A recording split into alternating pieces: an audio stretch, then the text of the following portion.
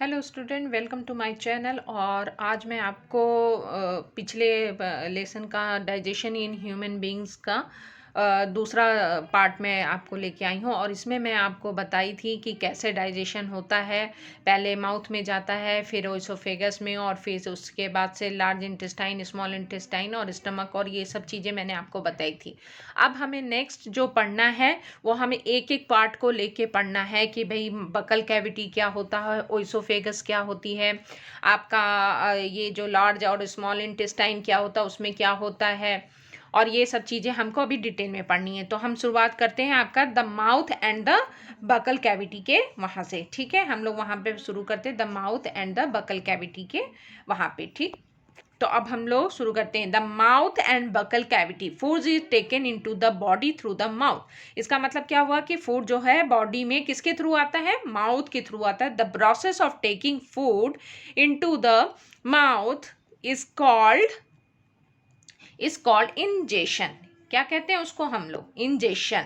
Mouth में जैसे ही वो फूड आता है और जो हम उसको च्यूइंग करते हैं वहाँ पे, उसको हम इंजेशन कहते हैं, यानी हम फूड को इनटेक कर रहे हैं। ठीक है, अब दूसरा आता है we chew food with the teeth and break it. Okay, and break it mechanically into a small pieces.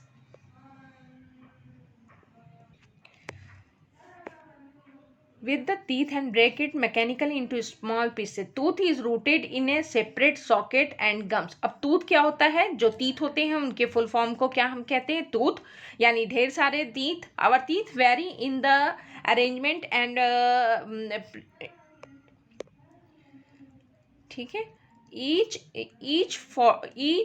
tooth is rooted in a separate socket in the gums. जो भी tooth होता है, जो भी teeth होते हैं, वो क्या होते हैं, अलग अलग जो होते हैं वो गम में situated होते हैं। यहाँ पे आप देखिए इस जगह पे ये अपने teeth गम में situated होते हैं। ठीक है, कहीं वहाँ पे लगे होते हैं, फिक्स होते हैं into अच्छा, our teeth vary appearance and perform different function accordingly they are given different names. अच्छा, अब हम इस स्ट्रक्चर पे आ जाते हैं। वो बोल रहे हैं कि जो हमारे टूथ होते हैं, जो हमारे टीथ होते हैं, अलग अलग फंक्शन को परफॉर्म करते हैं हमारे माउथ में।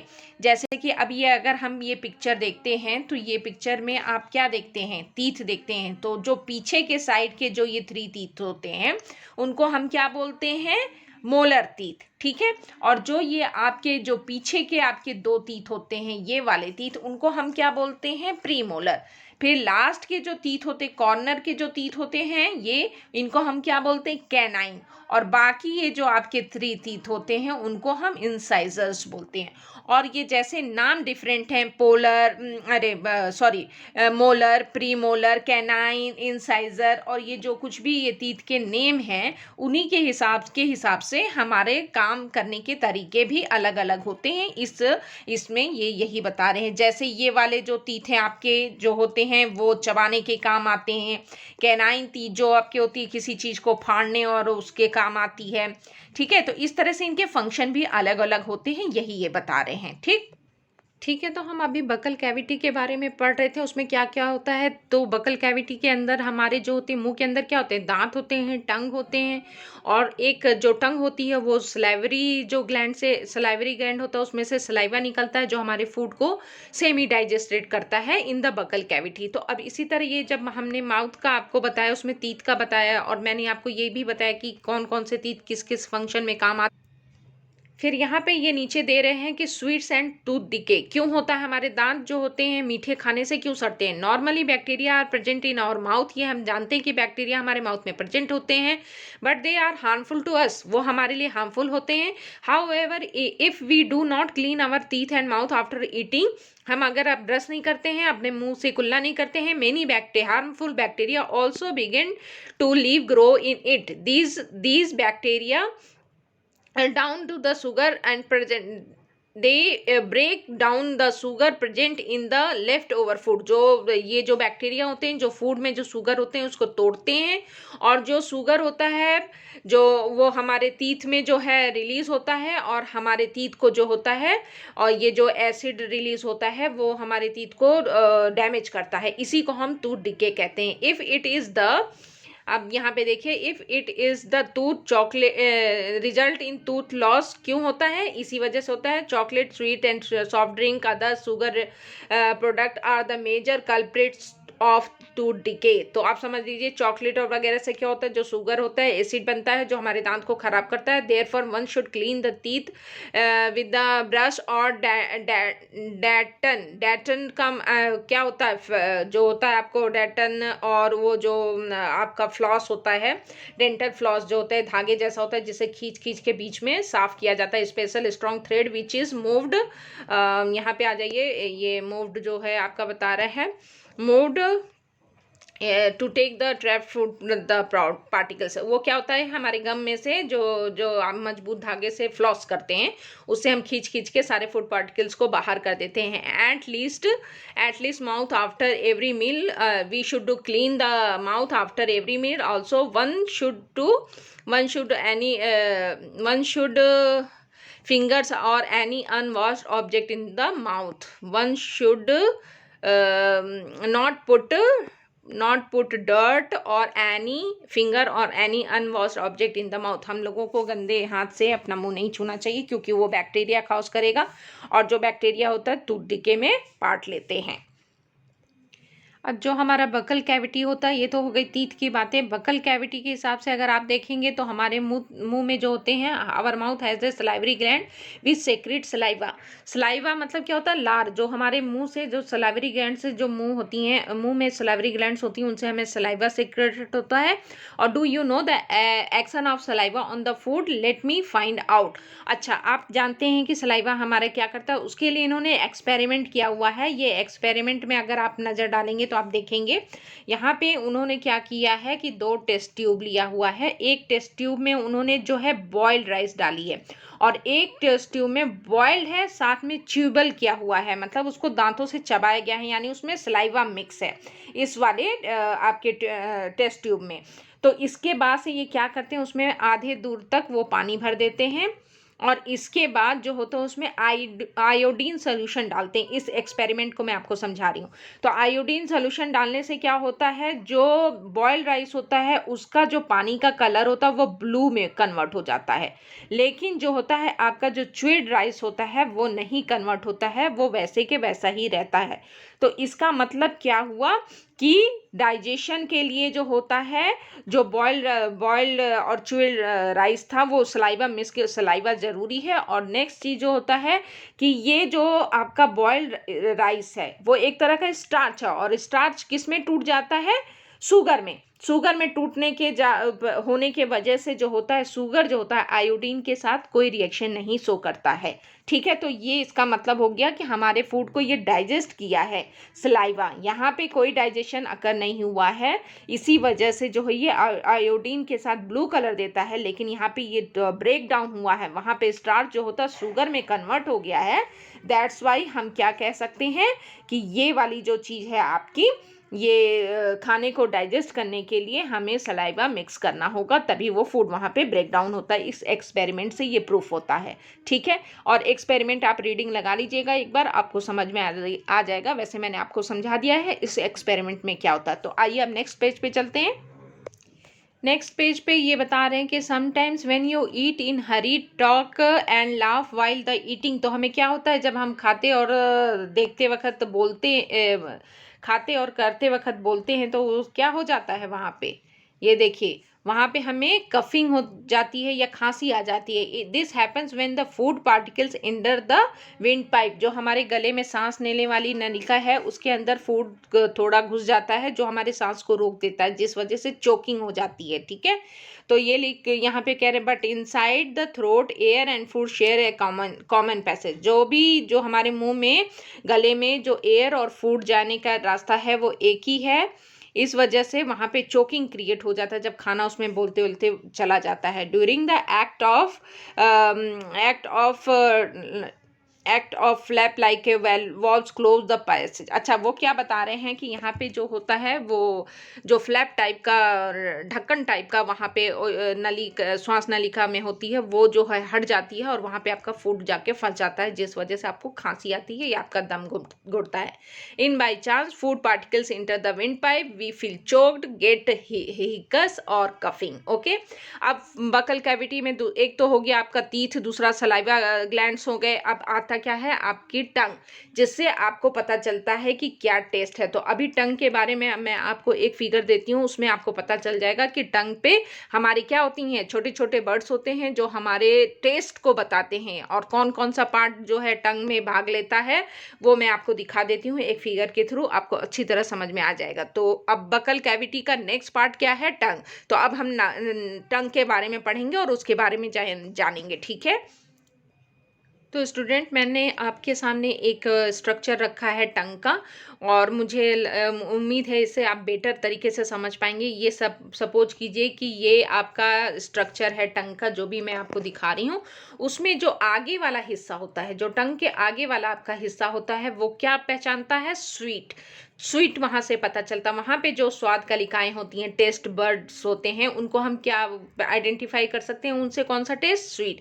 फिर जो हमारे टंग के दो साइड्स में जो होते हैं, जो ये दो साइड्स में होते हैं, वो हमारे क्या पहचान कर सकते हैं, कौन से टेस्ट को पहचानते हैं, तो वो साल्टी को पहचानते हैं, ठीक है।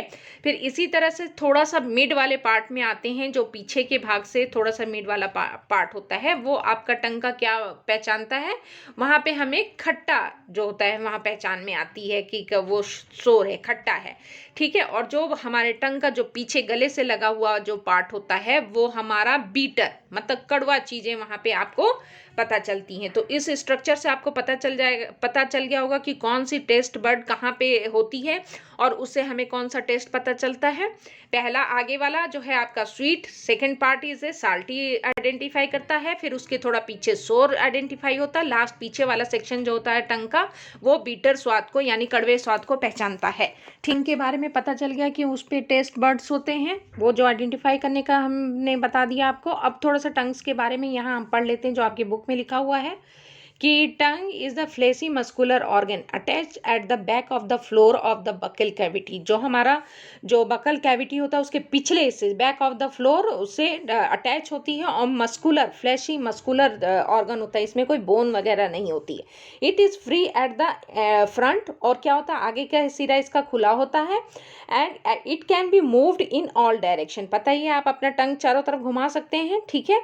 You know the function of the tongue. We use our tongue for talking. Beside it mixes saliva with the food during the chewing and helps the swallowing food. अच्छा, ये क्या करती है टंग हमारी, टॉकिंग का भी काम करती है, इसके सिवा ये क्या करती है, सलाइवा को मिक्स करती है फूड में, और जो होता है जिसे हम चबाते चबाते उसको स्मूथ बनाते हैं, और जिसे हमें स्वेलिंग फूड यानी फूड निगलने में आसानी होती है। बाकी हम बता दिए हैं कि आपको टेस्ट बग होते हैं that detect the different taste of food. It has the taste buds and that detect different taste of food, और वो मैंने फिगर दिखा के आपको बता दिया है। नेक्स्ट पेज पे आते हैं। अब डाइजेशन में दूसरा हिस्सा, पहला तो हो गया बकल कैविटी, दूसरा क्या आता है, फूड पाइप, ओइसोफेगस जिसको हम बोलते हैं, उसके बारे में थोड़ा पढ़ते हैं। The swallowed food passes into the food pipe और ओइसोफेगस। क्या होता है, ये जो फूड पाइप होता है उसके थ्रू जो हमारा होता है फूड मटेरियल जो होता है पाइप के थ्रू जो है यहाँ पे आता है, और इसको हम कहते हैं, क्या कहते हैं, इसको ओइसोफेगस कहते हैं। ये जो पाइप होती है जो हमारी, उसको ओइसोफेगस कहते हैं। इनसे फूड जो होता है कलेक्ट होता है, बकल कैविटी से होते हुए ओइसोफेगस में आता है, और फिर ये कहाँ आता है, स्टमक के एरिया में आता है, ठीक है। तो अब हमें ओइसोफेगस पाइप के बारे में पढ़ना है, जो कि नेक्स्ट पार्ट होता है आपके डाइजेशन सिस्टम का, ठीक है। Food is pushed down by the movement of the ball of food pipe. क्या बता रहे हैं कि जो फूड होता है आपका जो होता है मूवमेंट करता है, नीचे की साइड में मूवमेंट करता है और वो कहाँ जाता है, wall of the food pipe. Actually this movement takes place throughout the alimentary canal, push the food downwards. और ये कहाँ जाते हैं, यहाँ से थ्रू आउट एलिमेंट्री कैनाल से होते हुए push to the food downwards, वहाँ जाके जो होती food not accepted by the stomach, जहाँ पे फूड अगर इस फूड से होते हुए हमारे स्टमक जो है अगर उसको नहीं एक्सेप्ट कर पाता है या अनडाइजेस्टेड होता है या कुछ भी रीजन हो सकता है, उससे हमारे अंदर क्या होता है, वॉमिटिंग होता है। आफ्टर ईटिंग जो होता है वो नहीं एक्सेप्ट करता है स्टमक, तो वो वॉमिट हो जाता है, मतलब उल्टी हो जाती है। जैसे हम ओवर ईटिंग कर लें और फिर अगले दिन फिर खाएं तो वो हमारा स्टमक जो है उसको नहीं करता है। ठीक है, तो अब आ जाते हैं कि अब तीसरा पार्ट क्या हो गया हमारे डाइजेस्टिव सिस्टम का। फर्स्ट तो बकल कैविटी होगी, दूसरा ओसोफेगस हो गया, तीसरा आपका आता है स्टमक। तो स्टमक में हम क्या करते हैं, स्टमक का पढ़ते हैं। The stomach is thick walled bag. क्या होता है, ये एक मस्कुलर टाइप का और थिक वॉल्ड, उसकी जो दीवारें होती हैं थिक होती हैं, मोटी होती हैं। It shapes like a flattened J, ये जो जे की तरह, उल्टे जे की तरह होता है। And it is the widest part of alimentary कलान, जो कि एलिमेंट्री कलान का वाइडेस्ट सबसे बड़ा पार्ट होता है। It receive food from the food pipe and the end and opens into the small intestine. यानी अब स्टमक से फूड कहाँ गया, मैंने आपको एक डाटा भी दिया था, जो पिक्चर बना के दी थी, उसमें मैंने एरो के थ्रू दिखाया था उस पिक्चर में। अगर आपको याद होगा तो मैंने बताया था कि कहाँ से कहाँ होते हुए फूड कहाँ जाता है और कहाँ गया। तो अभी स्मॉल इंटेस्टाइन में आता है। अब स्मॉल इंटेस्टाइन नेक्स्ट पार्ट हम इसका पढ़ेंगे। तो स्टमक में आया, the inner lining of the stomach secrete mucus, hydrochloric acid, digestive juice. और स्टमक में क्यों आता है, क्योंकि वहाँ पे म्यूकस होता है, वहाँ पे हाइड्रोक्लोरिक एसिड होता है और डाइजेस्टिव सम जूस होते हैं, जो कि खाने को और ब्रेक डाउन करते हैं सिंपलर फॉर्म में। The mucus protect the lining of the stomach. जो म्यूकस होते हैं वो स्टमक को प्रोटेक्ट करते हैं। The acid kill many bacteria enter along the food, जो फूड के थ्रू जो बैक्टीरिया आ जाते हैं उनको ये प्रोटेक्ट करते हैं। ठीक है, जो HCl सोल्यूशन होता है। And makes the medium in the stomach acidic. और HCl जो क्या कॉज करता है, जो फूड का जो आपके मीडियम होता है उसको एसिडिक बनाता है। And help the digestive juices to act. The digestive juice break down the proteins into the simpler form. Mouth में हमारा क्या टूटा था, स्टार्च टूटता है। ठीक है, शुगर में यहाँ हमारा क्या टूटा है, प्रोटीन टूट रहा है। ठीक है, सिंपलर सबस्टेंस में। अब आ जाइए, वही प्रोटीन जब आगे बढ़ता है स्मॉल इंटेस्टाइन में तो क्या होता है, the small intestine is highly coiled and it's about 7.5 metre long. ये सबसे लार्जेस्ट ऑर्गन है, internal organ. It receive secretion from the liver and the pancreas. It receive secretion, जो भी लीवर और पैनक्रियास के थ्रू जो सिक्रेट होता है, मैंने आपको बताया था बाइल जूस। ठीक है, उसमें आप अगर फोटो में आप देखेंगे, जो मैंने आपको फिगर प्रोवाइड किया था, उसमें बाइल जूस सिक्रेट होता है। और it walls also secreted juices which is bile juice, और जो कि फूड को डाइजेस्ट करते हैं, वहाँ फैट का डाइजेशन होता है। ठीक है, स्मॉल इंटेस्टाइन में। The liver is a reddish brown. अब लीवर के बारे में बता रहे हैं, पैनक्रियास के बारे में बता रहे हैं, जो हमारे स्मॉल इंटेस्टाइन से अटैच होते हैं। The reddish brown gland situated in the upper part of the abdomen and of the right side. हमारे एब्डोमेन, पेट के जो राइट साइड जो होता है, वो अपर पार्ट जो होता है हमारा, वो रेडिश ब्राउन ग्लैंड होती है, उसको क्या कहते हैं, उसको लीवर कहते हैं। और largest gland in the body, internal largest gland अगर क्या पूछेगा आपसे, कभी कभी क्वेश्चन ऑब्जेक्टिव क्वेश्चन में पूछ देते हैं, तो वो लीवर है। It secretes bile juice that is store in the sac, जो कि एक थैली में इकट्ठा होता है, जिसको हम उस थैली को क्या नाम देते हैं, gall bladder. The bile plays an important role in a digestion of fats. और जो ये बाइल जूस होता है वो किसका डाइजेशन करता है, छोटी आंत में हमारा क्या हुआ, प्रोटीन का डाइजेशन हुआ। अरे जो आपका डाइजेशन हुआ, जो स्टमक में डाइजेशन प्रोटीन का हुआ, इसके बाद से स्मॉल इंटेस्टाइन में फैट का डाइजेशन हुआ। और द पैनक्रियाज, अभी तो लीवर ने फैट का डाइजेशन किया। The pancreas large cream coloured gland होती है, क्रीम कलर की ग्लैंड होती है, जो कि located just below the stomach, जो स्टमक के जस्ट ऊपर होती है। और ये क्या जूस प्रोवाइड करती है, the pancreatic juice act on carbohydrate, fats and protein and then change into the simpler forms. जो कि पैनक्रियाटिक जूस होता है वो प्रोटीन और ये सब का डाइजेस्ट करता है। ठीक है, अब आइए नेक्स्ट पेज पे। The partially digested food now reaches the lower part of the small intestine where the intestinal juice complete the digestion of all components of the food. वहाँ से फूड क्या होता है, जो पार्शियली डाइजेस्टेड फूड होता है वो आपका कहाँ जाता है, स्मॉल इंटेस्टाइन में, और वहाँ से उसका डाइजेशन शुरू होता है. ठीक है. The carbohydrate gets broken into the simple sugar such as glucose. Carbohydrate किस में टूटता है, ग्लूकोज में, शुगर में. और फैट्स किस में टूटता है, फैटी एसिड में एंड ग्लिसरॉल में. और प्रोटीन किस में टूटता है, अमीनो एसिड में. तो आप ये बता सकते हैं कि स्मॉल इंटेस्टाइन में कैसे ये ब्रेक डाउन होते हैं. कार्बोहाइड्रेट किस में ब्रेक डाउन होता है, फैट किस में होता है, प्रोटीन किस में होता है. अब आ जाइए absorption in the small intestine, कैसे एब्जॉर्प्शन होता है. ठीक है. तो उसमें होता है digestive food can now pass into the food vessels and the wall of intestine. The process is called absorption. जो स्मॉल इंटेस्टाइन में जो फूड पहुंचता है वहां पे उसके जो मिनरल, प्रोटीन और ये सब होते हैं, वहां डाइजेशन का काम शुरू होता है.